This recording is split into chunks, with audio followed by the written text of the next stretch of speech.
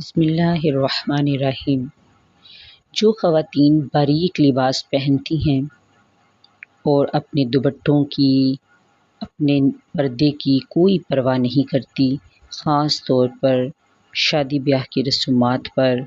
اور اس کے علاوہ بھی سوسائٹی میں بھی پردے کا دھیان نہیں رکھتی،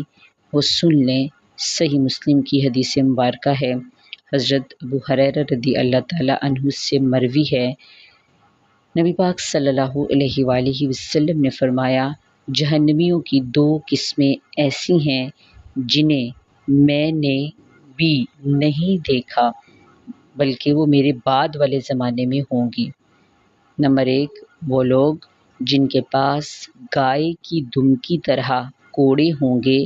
جن سے وہ لوگوں کو ناحق ماریں گے۔ نمبر 2، وہ عورتیں